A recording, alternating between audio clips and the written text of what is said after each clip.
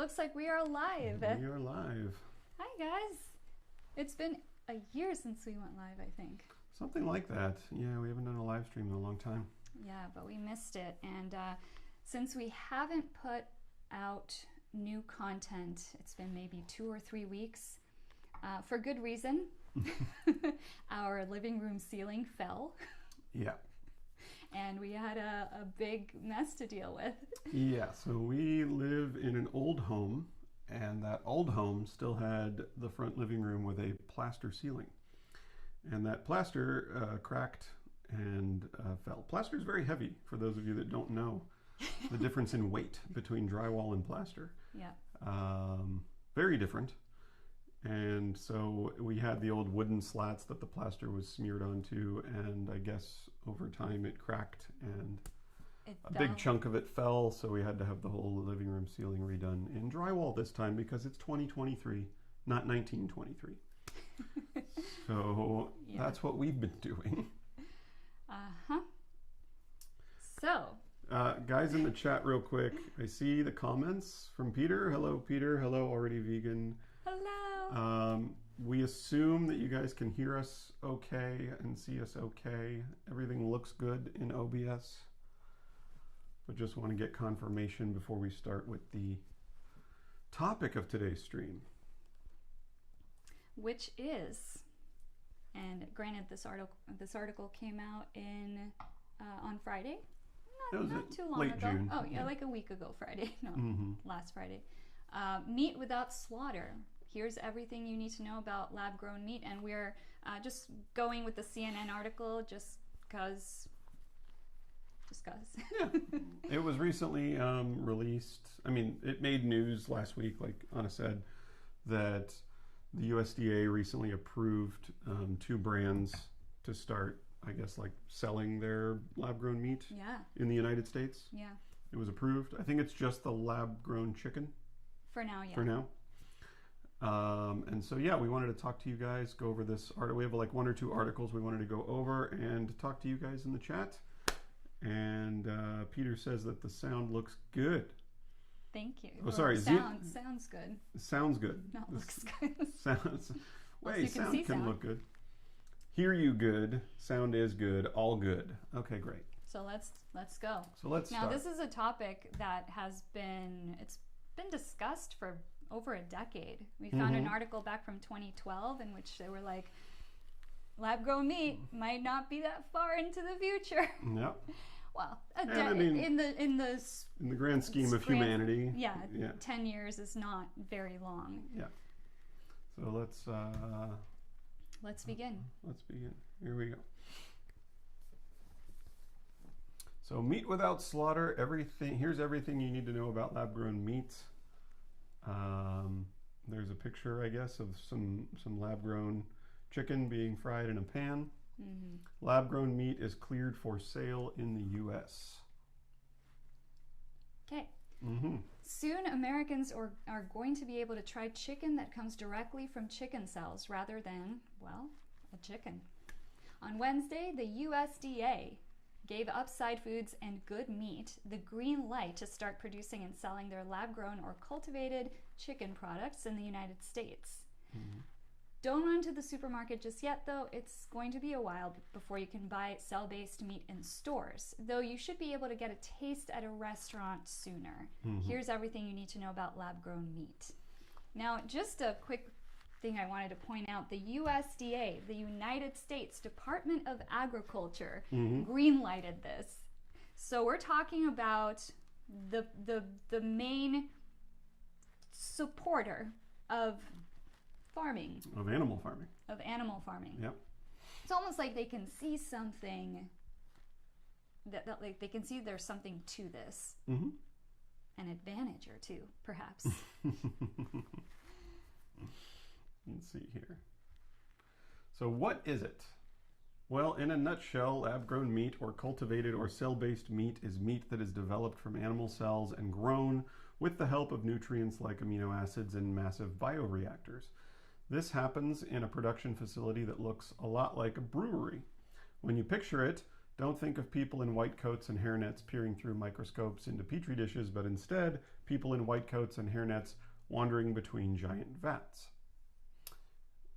When the meat is ready, companies collect it from the bioreactors and move it along the processing line. Good meat's protein looks a lot like minced chicken when extracted, says Andrew Noyes, head of global communications and public affairs at Good Meat parent company Eat Just. What's so great about that? For one thing, growing meat from cells means that people can eat meat without having to slaughter animals. And I see that Peter just asked, but is there really zero animal slaughter? We're hoping, we're going to go with the benefit of the doubt, which is no, there is no animal slaughter. Because that is what they are telling us. And for me, until I have reason to believe that they're lying, I'm going to believe them. Because this seems to be, that's kind of diving into conspiracy theory, and I'm not a huge conspiracy theorist. Well, I mean, I think early on when it was like, what was that company? It wasn't Beyond Meat or Good Meat. There was a company talking about biopsying. Getting what was that? Yes, and we talked about it in one of our videos like years ago. It was a huge controversy because people, the idea of biopsying an animal is for sure still exploitative by definition. Yeah. But there was also talk about, well, we might actually be able to get that cell from the tip of a wing feather that fell. To me, and this is something we can talk about more at length when we finish the article, but to me, if we're comparing what we have today to harvesting a cell off the wing tip, the feather tip of a chicken feather. And they fall all the time. Like chickens get shed feathers all the time. Yeah. So. I would say that is a heck of a lot better than the current system. I mean, I would argue even if animals were being biopsied, like that's still... You would only need one cell. Right. You only need after you make one biopsy. One biopsy. But it's like this, I think he said it was the size of a grain of rice or something like that. It's a very small piece of tissue that they biopsy, and then from there they can replicate those cells. Yeah. So yes, biopsying a few animals in order to replicate those cells and create meat, real meat that meat eaters want to eat for millions of meat eaters the world over, versus slaughtering 70 billion land animals a year and 2 trillion marine animals a year. Yeah. It's kind of like it's not even the same comparison. It's just it's outrageously we'll get to the chat in a bit because we definitely have some discussing to do. Yeah. We'll finish the article first. Cool. Upside Foods explains that the cells it gathers from a fertilized chicken egg are stored in its cell bank and can be used for at least 10 years. A chicken egg, a fertilized chicken egg. That's different. I mean, hadn't been presented with that idea before. Animal cells. But do they kill the chicken in the process, or do they just take a fertilized egg and grab some cells from it? Again, could be a biopsy. Yeah. Animal cells can come from animal biopsies or even feathers, among other sources, Noyes said. There are environmental considerations as well. Agriculture, particularly animal agriculture, is responsible for a significant amount of greenhouse gas emissions, not news to us, which contribute to climate change. Overhauling that system could ease the burden on the planet. To make cultivated meat, energy use needs are high, said Bruce Friedrich, president and founder of the Good Food Institute, a nonprofit group that promotes alternative proteins. Still, those energy needs will be offset by the reduction in land and water use and other benefits, he said, adding that, quote, renewable energy is how we reap the maximum climate benefits. If cultured meat is produced at scale, it could also offer a solution to feeding the world's growing population. Is it vegetarian? I think this is a good phrasing, actually, because is lab-grown meat vegan versus is lab-grown meat vegetarian are two very different questions. Yeah. Because remember, vegetarians choose to exclude animal flesh from their diet. They're not morally opposed to animal exploitation because clearly vegetarians eat eggs, they eat cheese, they can wear leather, they can go to zoos, they can go to SeaWorld. But some people use the word vegetarian and vegan interchangeably. Yeah, but they're very different. So I'm glad that CNN phrased it this way. Is lab-grown meat vegetarian? No. Unlike plant-based meats like the products made by Impossible Foods and Beyond Meat, cultivated meat uses animal cells and it is not considered vegetarian. And because cultivated meat comes from cells rather than animals with intestines, the cultivated meat is not exposed to the type of contaminants that can plague traditionally harvested meat, noted Friedrich. That means that cultivated meat should be free of E. coli and salmonella. Yeah, that's obvious. Like you can just program it to be free of those things. You don't have to like hope it's free. Well, I'm sure you're growing muscle tissue. Yeah. So you're not growing the E. coli. Well, it's the environment it's grown in is also very different. Meat eaters who are concerned about those types of risks might prefer cultivated meat, but diners who are trying to reduce meat consumption altogether won't find a solution here. I don't know what that means. Wait, but diners who are trying to reduce meat consumption altogether won't find a solution here. Yeah, well, like if you're trying to reduce your meat intake, then you shouldn't eat lab-grown meat because it's meat. I like that we're still in this weird world of like lab-grown meat. What is it? Oh my goodness! And it's like it's meat. It's actual meat. We're just growing it in a petri dish instead of, or brewing it in a laboratory instead of cutting it off of an animal. Yeah, and there was an article that Robinhood, I don't know if you guys, it's the investment app. Mm-hmm. They put out a newsletter every Monday, and there was a phrase in the article that said, now let's see if people can get over the ick factor. That was like of lab-grown meat. The ick factor. What? Have you been to a slaughterhouse? Yeah. There's an enormous ick factor with meat right now. That people completely overlook. People just go, la, la, la, la, la. Yeah. All right. So does it taste like regular meat? Basically, yes, because it is. Because it is. That's according to former CNN reporter Julia Horowitz, who tried a cell-based meatball made by Ivy Farm Technologies, a British company. Was that the meatball that was like the what's the mammoth? The mammoth? No, I don't know. I don't know if they ended up. Did they the woolly eat that? mammoth? Yeah, I don't know. I'm not sure.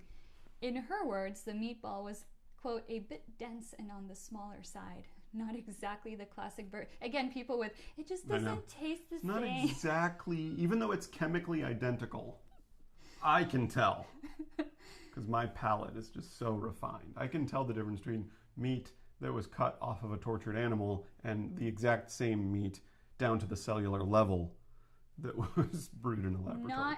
Not exactly the classic version you imagine melting in your mouth at an Italian restaurant. It's just mind-blowing. But they can also control, I think they can control the amount of fat versus protein, and they can make it fattier or leaner. But, she noted, it tasted like traditional meat, and the flavor was full and savory. Okay, she just had to pick something to critique, I guess. But she didn't say what it was that she's critiquing. She said it's not exactly the classic version, but it does taste like traditional meat. And the flavor was full and savory. Yeah. Like, I feel like she just had to say something negative. A CNET reporter who tried Upside Foods cultivated chicken said, quote, this actually does, close quote, taste like chicken. Because it is. Others who have tried Good Meat's cultivated chicken, which was approved for sale in Singapore in 2020, had a similar reaction. Yeah. So what has been approved in the United States? On Wednesday, the USDA's Food and Safety Inspection Service approved Upside Foods and Good Meat's applications for a grant of inspection. Those types of applications are approved following a rigorous process which includes assessing a firm's food safety system, according to an FSIS spokesperson. The nascent cultivated meat industry is regulated by both the USDA and the FDA. Again, it's so funny because people always, they want to, fight the whole, farming takes up all these resources and it's so bad for the environment and climate change. They want to fight that, but you have the main proponents of animal agriculture farming telling you this, that no, it's true. Animal farming does use up a lot of resources, and we think this could be the future. Over the past several months, the agencies have been approving the products step by step. In November, the FDA issued a no questions letter to Upside Foods, essentially saying that it had no further questions about the safety of the product, and so it considers it safe for consumption. Good Meat got a similar letter in March. Then in June, both companies got USDA approval for their labels. That doesn't mean the floodgates are necessarily opened for all types of cultivated meat. We would need to go through another regulatory process for beef, pork, or any other kind of animal protein, Noyes said, noting that Good Meat is in the early stages of developing cultivated beef. So when will I be able to try it? That's what everybody wants to know. Soon. Well, soon-ish, and only if you're in certain areas, which is pretty common for any new thing that comes out. Like even when they were like, we're going to do an all-vegan Burger King, but we're only going to do it in these 4 cities. I think it's common. Neither Upside Foods nor Good Meat have given a date for when their products will be available, but they each have a plan in place to get products out to the public, and Good Meat said Wednesday that production started immediately. We already have an article about that. Good Meat previously announced a partnership with chef and restaurateur Jose Andres. Jose Andres, the same one, I think he's big in Vegas. Oh, is he? Yeah. And I know this because I have a cousin with the same exact name. And when I saw the billboard in Vegas once, I was like, they're not talking about my cousin, are they? No. Well, this says he's going to bring the item to a Washington, D.C. restaurant, so I'm sure he has restaurants probably in many locations. Everywhere. And he's working with his team to launch at the China Chilcano. As production ramps up, Good Meat may consider partnering with other restaurants or launching in retail, but a supermarket launch is way down the line, Noyes said. Upside Foods is planning to introduce its product at Bar Kren, a San Francisco restaurant, which we have another article to review about that, but did not share a launch date yet. Selling at Bar Kren should help Upside Foods learn more about how chefs and diners feel about the product, a representative said. Eventually, the company plans to work with other restaurants and make its products available in supermarkets. For now, Upside Foods is holding a contest to allow curious customers to be among the first to try the product in the U.S. How much does it cost to make? A lot. And this is, don't panic, because this is generally what happens when something is new to the market. You know, you have to finesse it. You remember when, what's it called?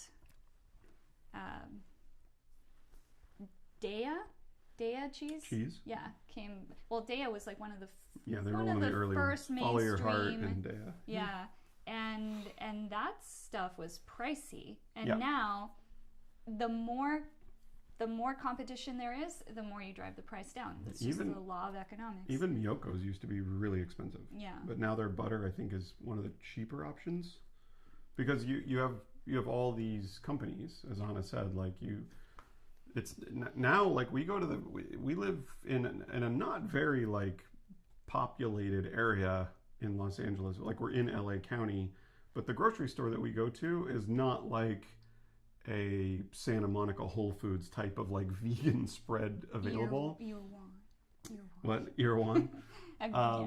But even there, like how many types of milk, how many types of butter, how many types of cheese, how many types of like plant-based meat alternative. Beyond is there, Impossible is there, Tofurkey, of course, is there. What are those like sausages? The Field roast is there. You've got Violife, you've got Kite Hill, you've got pretty much all the brands. It's everything. Yeah. Oh, and by the way, before we continue, we are going to be taking questions. Please remember that all your super chat donations go straight into our animal rescue fund. Even though we don't have chickens anymore, someday we might, and then we'll have resources for them. That is a story for later. It's been a year. It was a year in last week since Jackie passed. And it's going to be a year this October since Tony passed, and it still feels very fresh. Yeah. So there's been a lot of healing to do. But moving on with the article, okay, it cost over $300,000 to develop the first lab-grown burger, which was served a decade ago. Mm. The British company Ivy Farm said last year that it could produce a similar product for less than $50, CNN previously reported. Mm-hmm. That's a radical improvement, but it's still way more than a traditional burger costs, and imagine the markup. Noyes didn't share specific numbers, but noted that getting to price parity for us from a cost of goods standpoint and a cost of production standpoint is a major challenge. He added that the company has a plan to get there. It will be expensive to build out the facilities that will allow for economics of scale, noted Matthew Walker. Economies of scale. Mm-hmm. Noted Matthew Walker, Managing Director for Food and Agriculture at S2G Ventures, a mission-driven private capital group. The challenge is really about showing not only can you produce product at a certain price per pound that will be palatable to a certain portion of the consumer base, but can you demonstrate the appropriate return profile on assets, said Walker. So Mm-hmm. it's a money thing. Mm-hmm. Companies will also have to prove that they have a scalable, repeatable model, he noted. And so finally, how much will it cost for me? I guess they mean the consumer. Unclear, but it seems like this first offering won't be all that expensive despite the high cost of production. Good Meat's cultivated chicken will be priced at a slight premium or comparable to other chicken items comparable to other chicken items at a Jose Andres restaurant. Noyes said, to be clear, our company is not making money on these sales. We're taking a loss, which is common whenever you start up anything. Noyes said, at this stage, we want to get it out there. We want people to taste it. We want people to experience it. And we want people to tell their friends and family about it. Ultimately, Good Meat and Upside Foods both want to sell products to consumers for the same price as traditional chicken or cheaper. Upside Foods said that it is not disclosing its cost of production, but noted that its product will be sold at a premium compared to traditional chicken. There was a quote. You can load up this other. I would like to know, out of everyone watching, I already have one person that I see, but out of all of you, okay, so 2 questions. First of all, what do you think? Do you think that supporting lab-grown meat is vegan? Mm-hmm. Question 1. So answer me that question. I get, because the question 2 is a very different question, but it's also related. Yeah. So I want to give you a little bit of time to answer because I am curious. And I also wanted to find, because that article that you read, don't think that was my original, because the one I read had something additional about the USDA. Oh, okay. But let me look this up.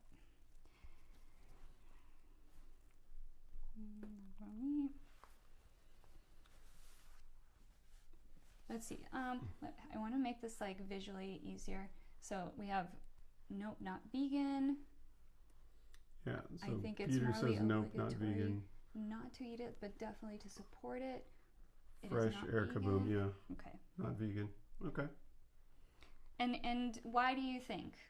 So for those of you who have answered, why is it not vegan? Mm-hmm. You're finding something else? Yeah. Okay. But you can. Do you want to talk about this restaurant article next? Yeah. I can read it while you look that. So we have another article. This is tied to the original article. Hold on. Oh no, this was March. Hold on. This was March, but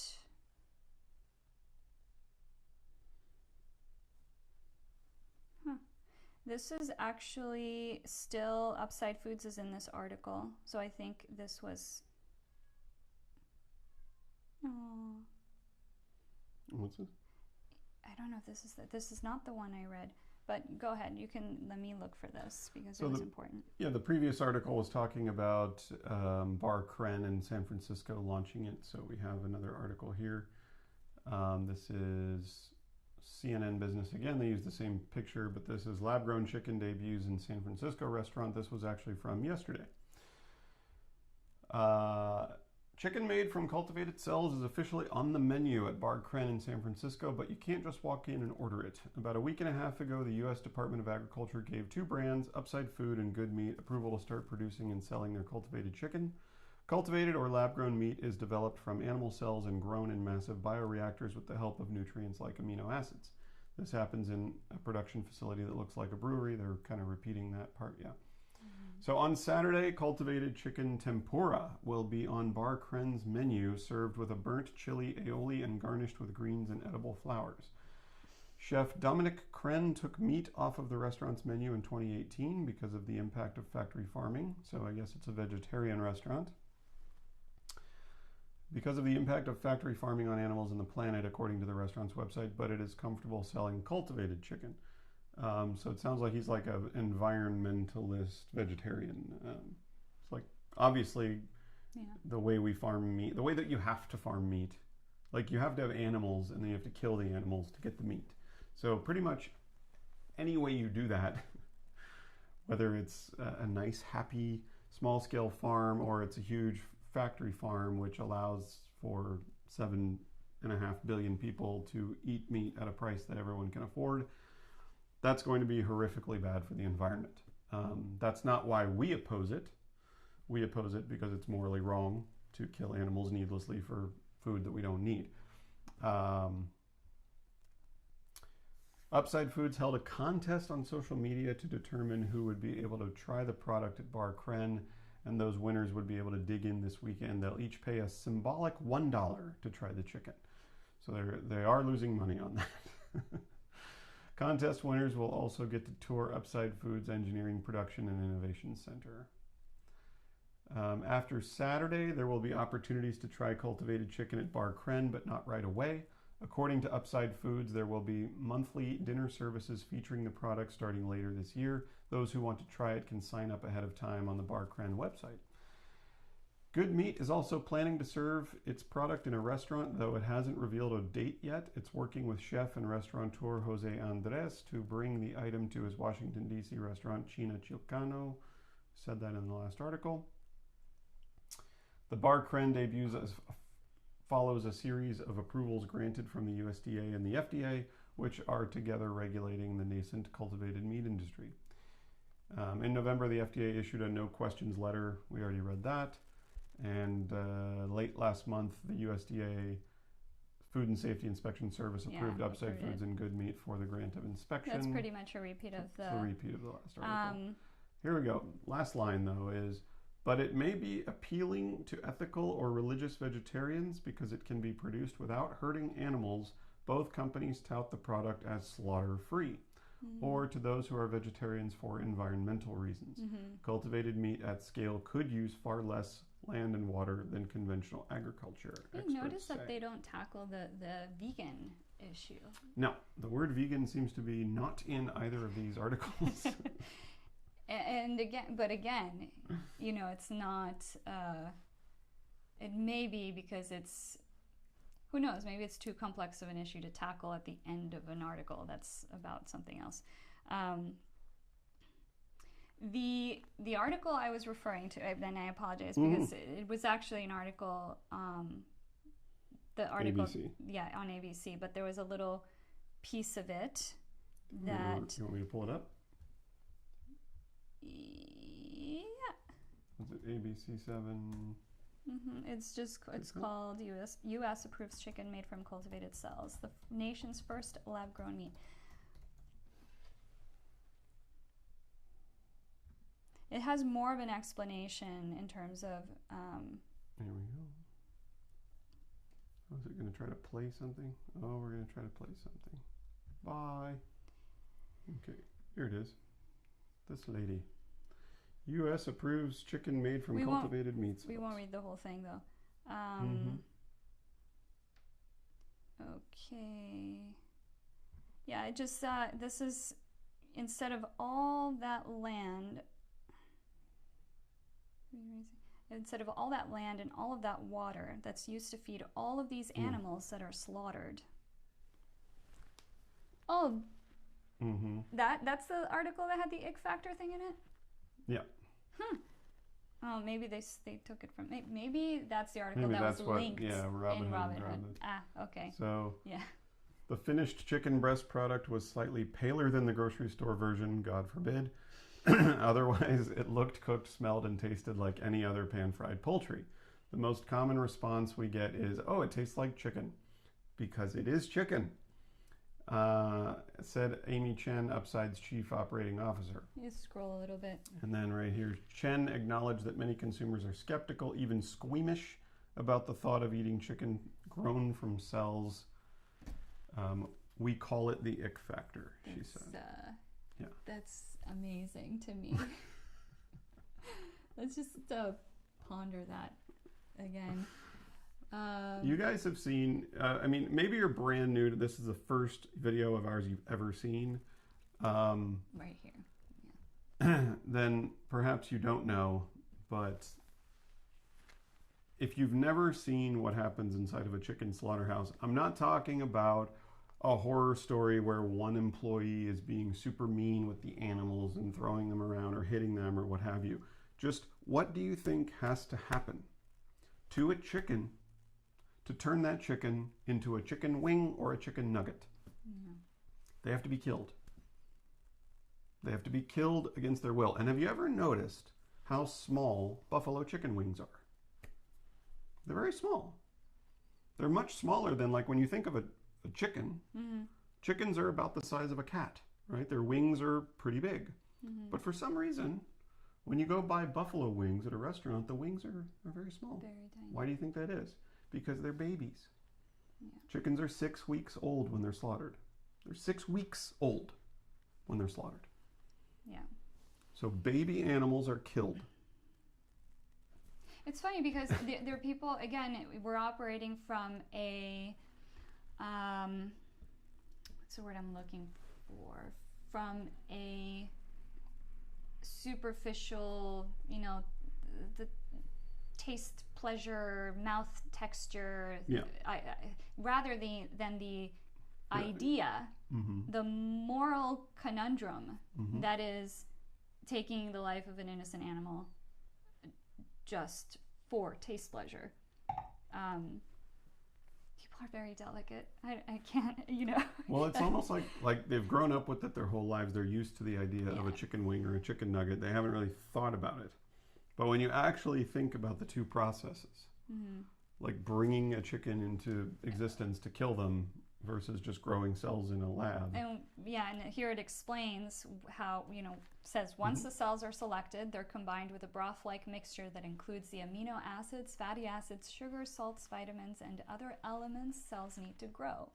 Inside the tanks, called cultivators, the cells grow, proliferating quickly. At Upside, muscle and connective tissue cells grow together, forming large sheets. After about 3 weeks, the sheets of poultry cells are removed from the tanks and formed into cutlets, sausages, or other foods. Good meat cells grow into large masses, which are shaped into a range of meat products. That is the difference Mm-hmm. between that and footage that we would show you if we had it pulled up somewhere. Yeah. But we've shown it plenty of times on our channel, so you're all familiar with it. Yeah. I can pull some up, but I mean, it's. Well, so far, I don't see any. Is anyone not vegan? In the chat? Yeah. I'm not sure. Is anyone in the chat not vegan? Leave a comment. Don't worry. It's We're okay. not going to get mad.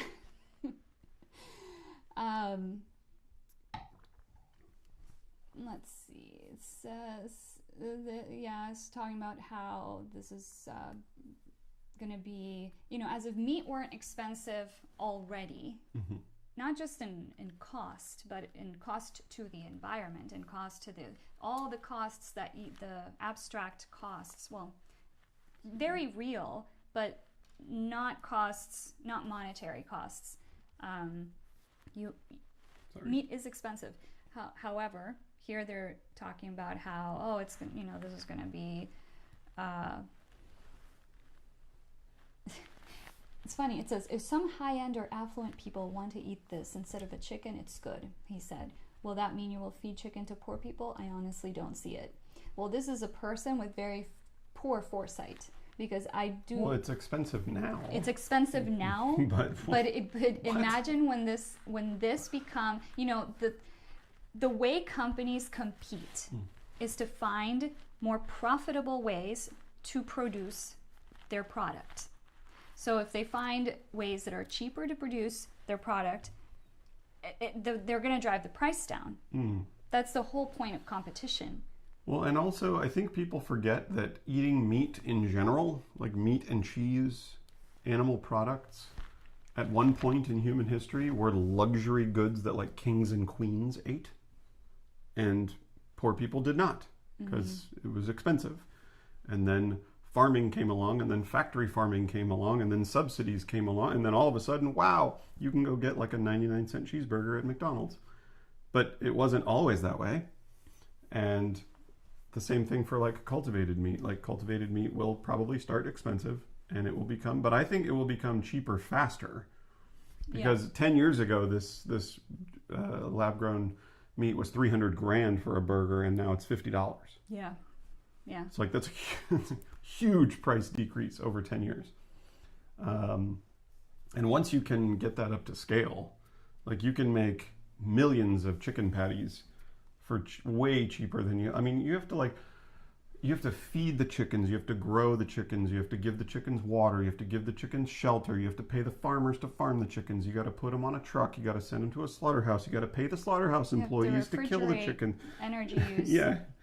It's like... Yeah, there's so many resources that goes into this process. Now imagine containing all of that in one lab. It's a no-brainer for me. Yeah. Guys, if you have any questions, please remember we are taking super chat donations, and those go into our animal rescue fund. If you have questions for us, let us know. So far, we have some of you are saying that lab-grown meat is not vegan. We have some people saying it is vegan, or at least, you know, the question, the second question I was going to ask is, would you try it? Is it vegan, and would you eat it as a vegan? Were you having audio problems? I don't know. Some people say the audio level is good. Some people say the audio level is not good. OBS is telling me that it is good. But okay, for example, can we scroll up a little bit? I mean, I can up our gain a little bit if you'd like. You can tell us if that's better.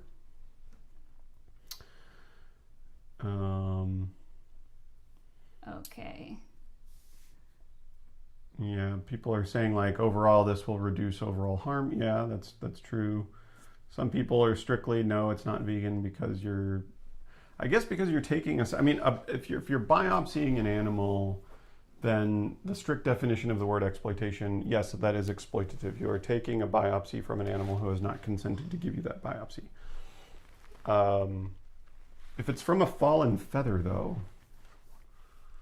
I don't know. I guess then it would come down to like, well, where are these chickens whose feathers you are collecting? How many? If it's just because everyone says, well, it's just one. We just need one, and then you can multiply it after that. I would need to know more about that, and knowing that it's not just, oh, we're taking biopsies now from different species of chicken because, or, these chickens are we're going to need to house these chickens indefinitely that's something I don't know yet, but if it is how they're presenting it, which is we take a biopsy from a chicken. Well, and the one biopsy, though, they're saying will last 10 years, which is a long time. It's not forever. So they'll probably need to... Yeah. I mean, who knows? Like in the next 10 years or 20 years, we might figure out a way to keep those cells replicating indefinitely. Yeah. I'm not sure.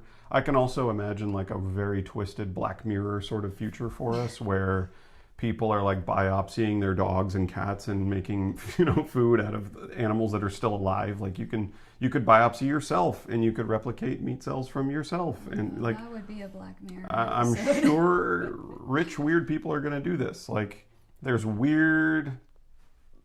like there's weird applications that this could be used for, but I think that, like, when you just compare the mass amount of suffering right now versus taking some cells from a fallen chicken feather and like making chicken patties and hoping, like we did, I think someone left a comment saying like, oh, can't people just go vegan already? Like, obviously, yes, we would love that. That would be, you know, we would wish that. Here's the thing. I feel like people don't want to give up their meat, right? The people who don't want to give up their meat, they don't want to give up their meat. Their meat. Their meat, right. Mm-hmm. So until you present them with, because to some, plant-based meat is not sufficient, it's not comparable, it's whatever, gross, I don't know what the excuses are. So they need a comparable alternative. You need, you know, something that is also meat that will be just as affordable, if not more affordable. People want their cake and they want to eat it too, is the point I'm making. So until you present that option, because to those people, there will be people who will just never change their minds. Mm-hmm. And it's not necessarily because the option has been presented to them that, oh, there's an alternative. You could be plant-based. You could change the way you eat. It's really because in some societies, in some cities and some towns, just the idea of vegan doesn't even cross people's minds because they're not exposed to it at all. Mm-hmm. They don't have family who are vegan. They don't watch YouTube. They're not updated on current events and things like that. It's not available in their local stores. It's kind of like car racing to me. Like, do I ever cross paths with car racing? It's just one of those random things, you know. To us, vegan is our whole world. It's our lifestyle. It is so important. It's so crucial. And to others, it's just never going to be. I mean, more frustratingly, there are plenty of anti-vegan. What's that? I'm just saying. My hair is really long, and it just keeps getting caught on the wires, and I'd have to keep throwing it into the trash. Your deficient vegan hair. Your thinning, wispy, thin, frazzled, gray, horrific-looking vegan hair. Sometimes it's not even about, but it's not even about that. Sometimes I do want to say really quick, massive thank you to H, who just donated €2. Much. Hey you. He just said hey you. He or she just said hey you. If you want to ask a question, please feel free.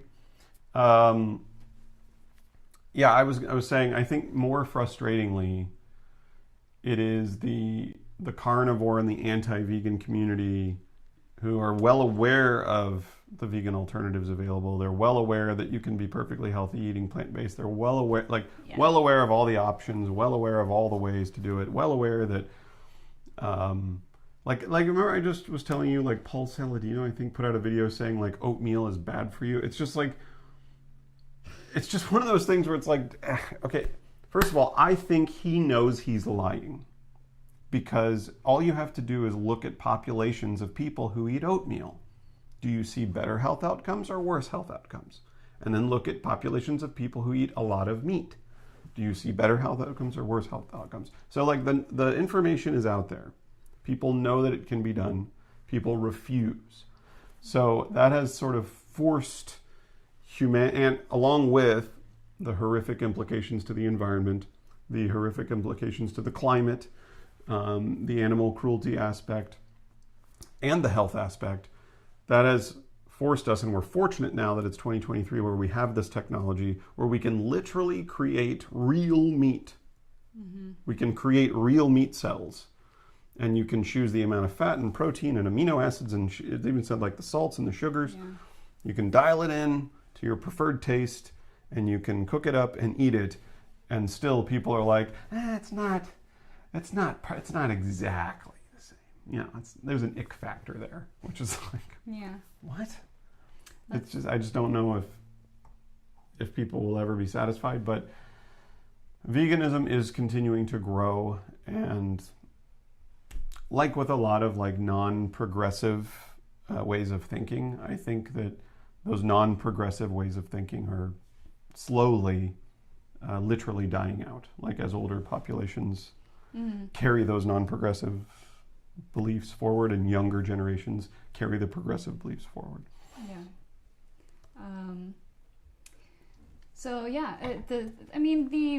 There seems to be a consensus. As long as animals aren't hurt, people are willing to support it. Now, trying it, eating it, is a different question, I think. Yeah. And a question we can answer if anyone wants to contribute some super chats. Would we eat it? Do we think it's vegan? Piers Morgan said he wouldn't even eat. Like Piers Morgan's a little. Pierce Morgan's a moron. I'm not gonna say it. Don't get us canceled here. No, we're not gonna get canceled. Pierce Morgan's not, actually. Here's the thing. Pierce Morgan is not a moron. No. I don't believe Piers Morgan's a moron. I think that he is occupying a niche. He found a lane, like a very anti-vegan carnivore lane, and he's fulfilling that lane. He's aware of the suffering that goes into the meat products. He's aware that he's hypocritical whenever he says, well, you don't care about bees, and then is like, well, but you eat honey, so you don't care about bees also. And then he doesn't have a response for that. He just moves on to the next gish gallop. Again, the topic of deflection is coming up on our channel. That is one of my most favorite, the psychology behind how people argue, not just veganism, but anything, deflection being one of the number one tactics that people who know they are wrong use, because it's kind of like fight or flight mode. And it's, we see a lot of that deflection in vegan argumentation, jumping from point to point. It's just disorganized. It's a machine gun effect of questions. Yep. Just like, what were you saying? Gish gallop. Yeah, gish gallop. He gish gallops a lot. He's like, what avocados and quinoa and honey, and what about bees, and what about crop deaths, and what about just goes bop, bop, bop, bop, bop. Yeah, just to make it sound like he's knowledgeable about the subject. Yeah. But without actually listening or but responding. It's like hitting a wall. Like when you're trying to have a conversation with someone and you ask a question and they just respond with yes or no, and that's it. Period. Yeah. Or they change the subject, or they just ghost you. Yeah, we could do like I don't know. Do you guys want to see more like live reactions, like where we could watch video and give you our live opinion? Because like we did see that Piers Morgan Joey thing. Yeah. It just felt like Piers was asking Joey to be on the show so that he could, sort of double team a vegan and just make fun of him for 15 minutes. It didn't seem like he wanted to have, like, the premise of that video was like, hey, this restaurant owner said he banned vegans from entering his restaurant, which, how do you can't even do that. Like, that's like, I don't know. Well, I mean, to be fair, if I'm looking at it from the objective perspective, it is his restaurant, I suppose. Yeah, he can. He can. Just like he could ban women or people of color from coming to his restaurant, and then you would hope that the market would react and just boycott his restaurant. Can you do that, though? I think you can. Well, no, I don't know. There might be laws against that. Not in the U.S. Not in the U.S. But I think, remember there was a restaurant, an Australian restaurant, I think, that was charging men more. A 15% upcharge or something just for being men. I think it closed. And then men boycotted the restaurant, I think, and then it closed because you're cutting off half of your If you're clientele. Speaking from the economic point of view, obviously from the moral, ethical point of view, that's a whole different But I think that subject. Like it's kind of like not to get too political on this stream, but like Donald Trump recently said, like, oh, he's going to like keep he's going to prevent Donald Trump said he's going to keep like communists and Marxists out of the U.S., which is like, I don't even know how you enforce that, because someone comes to the U.S. and they want, Donald Trump said, like, if he becomes president again, he's going to, like, keep communists out of the country. Which is like, you come to the United States, you want to immigrate here, and they go, are you a communist? And you say, no. And I'm sure they go... like, how do you prove... Background checks, I don't know. I don't want to talk politics right now. No, but I'm just saying that's the same logic with this guy's restaurant. If you go, like, how is he checking your vegan status at the door? Like, kicking you out? If you... Why would you even go if there aren't any vegan options? Right. But even if... Well, like, let's say a brand new vegan, like someone who just went vegan, and is with their family, and their mom is having a birthday party, and they take the family out to a restaurant. So you've got 5 non-vegans and 1 vegan in the family. But I think we know what he means. Yeah, I know. I think what he meant is... What he means is if someone comes in and starts making requests... Yes. Then he's just not going to fulfill them, and he's going to ask the person to leave. That's probably what he means. Yeah. Obviously, you can't tell if someone's vegan or not by looking at them. Of course. So to me, it just sounded like an unserious... It sounded like he was just saying, I'm banning vegans from my restaurant, just so that he could get invited on a show like Piers Morgan's. I don't think he was really being genuine about it. And then I also don't think Piers Morgan was being genuine about wanting Joey and this guy to have a debate. Yeah. I think he just wanted to, like, yell at Joey for 10 minutes. It's also producers make decisions that, you know, they're like, well, this always gets us a whole lot of views, because that's why I always fight I'm always on the line of, do I give this a watch? Do I give this a view? Or do I just put it somewhere else? Because, you know, that's the on Instagram where we see all these videos that we don't like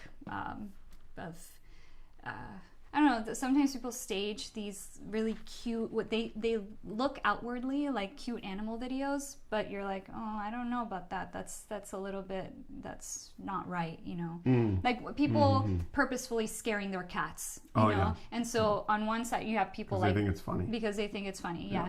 But you have people laughing, and other people are like, this is terrible. But the people saying this is terrible, they're also propagating this kind of content, because it is because of the comments and the views that these videos, you know, algorithm, that's how it works. So if you don't want to see a certain type of video, if you don't think that certain kind, not that, you know, this kind of content for me, the Piers Morgan stuff, and it's not very informative or productive. We kind of know how it's going to go. I would prefer to see a formal debate. But yeah, I think it helps Joey Carbstrong's, I think it's more, you know, Joey Carbstrong says yes, because it helps get his word out. Like if I was invited to go on Piers Morgan's show, I would go, knowing that I was going to go into a very hostile environment, knowing that I had to have my 15-second responses like dialed in, because you only get so much time before he cuts you off. Yeah, you can be edited. And so, and he was even showing his data on, they had like a triple screen, and then he was showing his data, and it cut back to Piers, and then when it cut back, it was only a 2 screen. Yeah. So like they cut Joey out of that shot. Yeah. So you have to go in there knowing that it's hostile. But are people going to go to Joey's page and see, well, who is this guy? Yeah. That's probably why. But did I watch it on Joey's channel or on Piers' channel? Yes. Definitely watched it on Joey's channel. Of course. So thank you to Diz is Living. Diz is Living. Diz is Living or Dizzy's Living? No, Diz is Living. Diz is Living. You are indeed. For me, there's no reason to try it. Diz is Living donated $5, by the way. Thank you so much. Thank you. Diz says, for me, there is no reason to try it. If it will make more meat eaters stop eating the flesh from murdered animals, then that's better. Would you all want to try it? The question. Ooh, what happened? It still says excellent connection. We're spinning. I don't know. Well, we're about to answer the question, and here we go. Yeah. Okay. Would I try it? The answer is definitely not. No. A resounding no. No. Now, I will say... You? No, I said no as well, because I would not try lab-grown meat. The thing is like, if we yes, it does reduce animal like, here's the thing, we're not, when you espouse like a utilitarian point of view, meaning like you just want to reduce suffering and maximize well-being, that can get into some really wild territory where like, okay, well, if all you want to do is reduce harm and maximize well-being, you could just like grow a population of human beings to the age of 18 and treat them like princes and princesses, and then at the age of 18 you painlessly kill them, and that would be fine under a utilitarian point of view. So obviously we don't espouse that, but we're also, as we said in our last debate with God, like countless times, people want to argue these like made up hypothetical scenarios that don't exist. Now, I get the point of a hypothetical is to test someone's intuitions and to sort of stress test your moral view. But at the end of the day, we do have to live in the real world. And in the real world, what's happening right now is 70 plus billion land animals are being killed every year, and 2 trillion marine animals are being killed every year. And this will reduce animal exploitation, not just animal suffering. Lab-grown meat will reduce exploitation. Yeah, and let's remember the original meaning of the word vegan. Yes. Is to reduce animal exploitation as far as is possible and practicable. Exactly. So if we're operating on that definition. Yeah. This isn't the same as like giving animals bigger cages and treating them nicer and killing them in a more painless way. This is completely like avoiding the entire raising an animal to slaughter weight and killing them path altogether. This is taking a biopsy or taking a fallen feather, creating this meat in a laboratory. The biopsy lasts for 10 years. You can create all this meat, feed billions of people. That's a reduction in animal exploitation that is so enormous that even if you're a threshold deontologist, that threshold is probably crossed at that point, I would say. Like, is there a better way, however? Yes. Plants are the better way. Plant-based is the better way. Clearly. Do I wish people, do I wish people would change their hearts and minds to really recognize, because there are so many underlying issues in our society that stem just solely from the discrimination that arises, that has a root in animal discrimination and speciesism. There are so many underlying issues that I think if we were to address one of the very first forms of disconnect that we all experience, I would assume most of us have experienced at one point in our lives, where we, love seeing animals at well, back when we were children at the zoo, or anywhere else. We wonder at birds, at lizards, and then you go sit down and you get fed the chicken nuggets. That when we make that disconnect as children, I think and I'm no psychologist, but I think we automatically learn how to make disconnects in other parts of life, other forms of discrimination, and just we lose our sense of compassion. And I feel like, yes, we need food, water, shelter first to survive. But as a species, as humanity right now, I think we are going to need some major compassion in order to survive as a species. Being kind to each other. Doing more in society. I don't know, doing more to help each other. Just if there was more compassion, there would be less car accidents. People wouldn't be on their phone. You know what I saw the other day when we were driving to the gym? There was a man driving with his German Shepherd on his lap. He was hugging his German Shepherd. And I'm like, oh man. Dangerous for the German Shepherd. Dangerous for everybody. I mean, what a sight. It would have been, had I had my phone ready. Mm-hmm. I wasn't driving, by the way. But, you know, people on their phones, people running stop signs. If people thought about the other more, then we would just have less suffering altogether. And I think the root of all of that has to happen with one of the very first forms of discrimination we learn as children, and that is speciesism. Absolutely. So we want to say a huge, huge thank you to Peter Cunnington, who just donated $2 Canadian. Thank you so much, Peter. Peter, thank you. Peter asks, are you deontologist or consequentialist? I don't know what that means. You know, I know what deontology means. I'm not exactly sure what consequentialism would be. Peter, can you explain what that means? Well, deontology means that you believe something is right or wrong, and you hold that belief regardless of, you know, the amount of like suffering. So like a utilitarian wants to maximize well-being, minimize harm.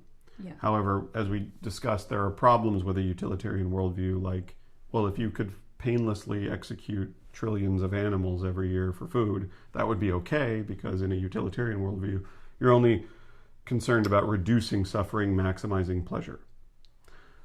A deontologist believes that no, killing is wrong, and so it's wrong, and so I won't do it. However, strict deontology also has its problems, where you could get, and I know this because I'm very, very, you know, I've never taken formal debate or studied formal debate, but I do, you know, we both watch a lot of debates online.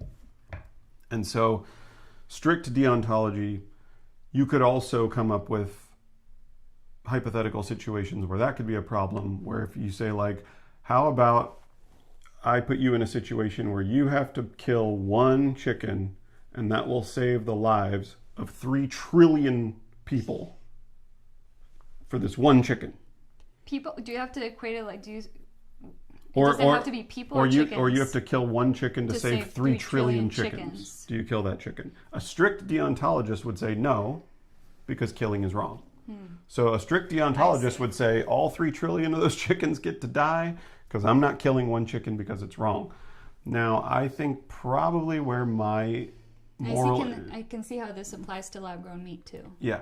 If we were talking about, if we were sure that there was suffering involved. Exactly. So I think where my moral intuitions lie is probably somewhere in the threshold deontology area, which is after a certain threshold, you switch from deontology to utilitarian, because the consequentialism is about what actually happens as a result of an action.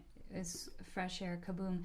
So does that mean is that where you're going with it? Like, up until this point, but because of the consequence, I would switch to...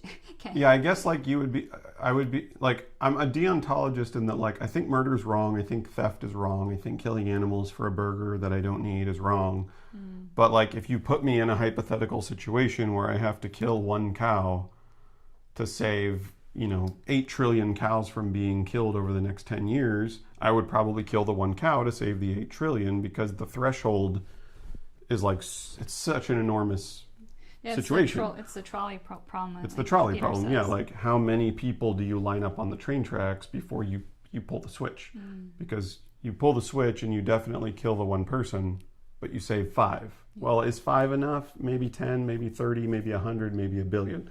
Like, it's just how many lives do you stack up before you're willing to pull the trolley switch? Now, I will also say that, like, all of this is hypothetical and it doesn't really apply to the real world. So, but you know, deontology and consequentialism can also be applied to the whole idea of murdering carnivorous animals, because the consequence, the idea of that sounds, well, I don't know, that to me doesn't sound appealing, but to other people sounds appealing because it reduces suffering overall. But that is if you take the ideology that is that. But if you switch to consequentialism, you think about, no, really, you might be increasing suffering, because when you remove carnivores from the ecosystem, it throws everything off of balance to where even herbivores will die. I think it was the exact same it was the exact same position that the CEO of Impossible Foods was put in when he wanted to get his what was it? It was the plant heme iron. The plant-based heme in the Impossible meat and get it FDA and USDA approved. FDA approval, USDA approval requires animal testing. Yeah. And so Beyond Meat and Gardein and all these other companies, they get a pass. They get to use things like gel and gum, which was tested on animals, I think, like back in the 60s or 70s. But they didn't do the testing. But they get to use gel and gum, which was approved after the animal testing. So like Beyond Meat and Gardein and a lot of other, plant-based meat brands, they get to strut around and say like, we didn't test on animals. And Impossible Foods, because they were trying out this new plant-based heme iron to put into their food to make it taste more like meat, that required animal testing. The CEO, I think, who is a vegan, said he made the decision to, kill mice in a laboratory in order to save billions of cows and chickens and pigs with his product, and he made that decision. Yeah. So that was the decision that he made. That would be a deontological. That would be threshold deontology, or consequentialism, I guess, which is the consequence of his action. In his mind, his belief is that billions of people will now try this plant-based meat product and save billions of animals from being killed, but he had to test on mice to get it approved. Yeah. And so if you're a strict deontologist, you would say Impossible Meat should not be on the market because they should have never done that testing. Yeah. Oh, well, we didn't answer the question. We were asked, would you try it? Yeah, we did. We both said no. I know. Oh. We said no, but did we say why? I think that's important. For me, assuming that I'm going to assume the best possible version of plant-based cultivated meat, which is you found a feather laying on the ground from a chicken who was not being exploited, and you use that feather to create chicken meat that lasts for 10 years. No suffering was involved. Would I try the lab-grown chicken? I would say no. It's not for moral reasons. I wouldn't say like this product was created immorally and I'm against it in the same way that I feel about traditional meat. It's just, I've lived with chickens. I have loved chickens. I have grown to appreciate chickens, and I don't want chicken flesh in my body. I don't want to taste that. In the same way that I wouldn't eat lab-grown dog, lab-grown cat, lab-grown dolphin. Yeah. I wouldn't eat lab-grown human. And because I'm so happy with just what, we've been eating plant-based now for 7 years. 8 years. 8 years. 8 years. I think almost 8, something like that. It's so good. Why fix something that's not broken? Also, the health implications. I don't know. Like, are they going to can you remove cholesterol from lab-grown meat? Saturated fat? I don't know. I don't not think if you so. not if you want it to taste the same. No. So there's also the health implications. Yeah, lab-grown meat will not be any healthier, other than the fact that it won't have salmonella or E. coli or whatever. But that's not. Yeah, most people aren't concerned. Most about people that don't as want it that is. in it to begin with. Yeah, but also most people don't care because they would not be eating it. If that were a real concern. Well, with dairy, for example, if lab-grown dairy could be a thing, you could remove all of the pus cells from dairy and create a more pure. Because we know that there's a certain amount of pus, white blood cells that are allowed in dairy right now. So if you drink cow milk, you're consuming cow pus.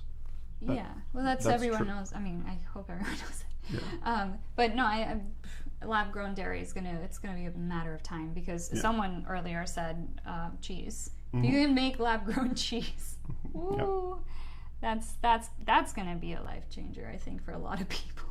Yeah, and then you could control the sharpness of it, or the taste of it, the probably the density, the thickness. You could control. Still wouldn't need everything. Still wouldn't need it. I just don't find it necessary, and I don't like, as it is right now. Sometimes when we try plant-based food that is really, really close in texture and taste to animal flesh, it creeps me out. And no, that's just a personal. Do I think it should be supported? Of course, but you know who's going to be there to support it? All the meat eaters. Wish they could. I wish it would be the kind of situation where they go, oh man, I've been wanting to, contribute to less animal exploitation my entire life, but I just haven't found the willpower or the means to. This is my opportunity. I would love that over the alternative, which is just being forced to because it's the only thing on the market, which I think someday it will be. I don't think animal slaughter is going to be forever, at least in this part of the world. It probably will have to go away very gradually. out of necessity, but it'll be phased out. It'll be phased out. So I'm very hopeful. I don't know if we'll see it in our future, though, in our immediate future. Yeah, it would be. I'm not sure. Let's see what you guys have written. Oh yeah. Yeah. So you can just say that. Yeah. Well. I mean, we're coming up to, we're over an hour now, so we probably want to wind down. If you guys have any,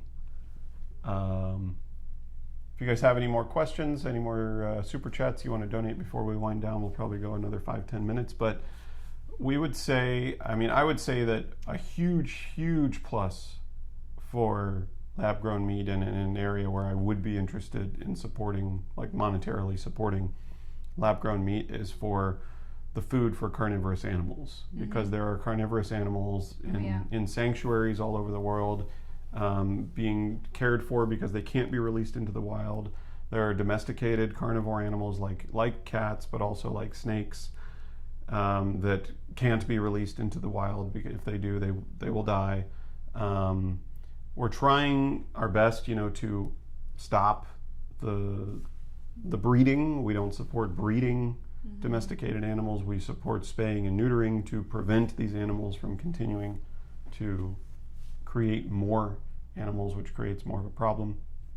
But if it was affordable and it was readily available, accessible to the average person, where you could say like, oh, you want to get your cat food or your dog. I mean, some dogs, a lot of people feed their dogs meat too, even though, we hear countless people say, well, dogs are omnivores. They can be. We don't live with dogs. We're not dog experts. We're not vets. So we can't make a claim about what dogs do or don't need to survive. But think of the billions of cats and dogs alone that people live with in their homes. Yeah. If all of that food could be lab grown, that would be a complete changer, because it is like kind of an offshoot.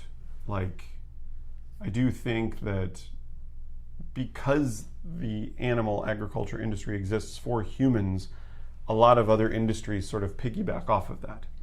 Like leather. Yes, there are cows that are grown specifically for their skin, but when cows are slaughtered for meat, their skin is sold as leather. Fur can be sold as a byproduct of lamb. And the pet food industry is another one of those industries. When we used to go to the chicken vigils, there was a truck that would always come by after all the chicken trucks were done, because we would get like 3, 4, 5 maybe per night. It was a very small slaughterhouse, but it would amount to thousands of chickens in one day, just at that one slaughterhouse in this one part of town. And then at the end of the night, which was about 5 a.m., this truck would come by, and I asked the driver one time, like, what do you do? And he's like, oh, I collect all the leftovers. We turn them into he said 3 things. He said fertilizer, pet food, and I forget the other thing. But I remember thinking it was like necks and beaks and organs and it was like all the scraps. That's basically. you know, the byproduct meal. Because they're going to try to make money off of. They're not just going to throw away stuff if they can sell it. So no, of course not. But once we bring down the amount of animals being killed for human consumption, then that will also bring down the byproducts that are created, and I think other industries will have to switch to, you know, a plant-based version, like plant-based leathers and plant-based. Already whatever. On the market. It's already there. Yeah. But I think if it becomes more expensive and less capable of turning a profit, then that will change. Alrighty. Well, An hour guys, 15. I think this sort of concludes our discussion on lab-grown meat. Mm-hmm. If you guys have any questions before we sign off, please feel free to drop them in a super chat. Otherwise, we will leave you to enjoy the rest of your Sunday. Yeah, and leave us some comments here in the chat. I know the chat might continue for a few minutes even after we sign off, but I'm just curious, like, do you guys like these, you know, hour-long live streams with the chats? Do you guys prefer shorter videos? Do you guys, would you guys like to see sort of like live reaction stuff, or do you like the edited stuff? I'm just curious. Well, we have a lot of ideas. We do. We have already brainstormed like 10 new videos. Yes. That we are going to be putting out now that our ceiling is fixed. Yes, and now shorts are a thing, so you can take snippets from things and turn them into shorts. Yeah. I think someone asked, and we can divulge the. Someone asked, "What's this elixir that we're drinking?" This magic elixir. It's super secret. What's in here is fruit and water. Yeah. Blueberries. it's blueberry, raspberry, blackberry mix with water. Super secret. Don't tell anyone about this invention of ours. When you take frozen fruit and you blend it in a blender, it's delicious. That's our own proprietary recipe. So please don't share that around too much. Well, thanks, guys, and thank you so much for joining us, Peter. We missed you too. How long has it been since we met you in London? The Animal Rights March of 2019? Was it 2017, 19? I don't know, I remember, but it's been so long. Might have been 19, 17? Before COVID, for sure. Yeah. Louis says he likes edited videos better, but that's just him. And Fresh Air Kaboom says I love these live streams. Well, we'll do both. You gotta do both. Maybe we'll do a live stream once a month. Yeah. Try to make it happen. Yeah. Okay. Alrighty, guys. Thank you. Thank you so much, and we'll see you in the next video. Bye.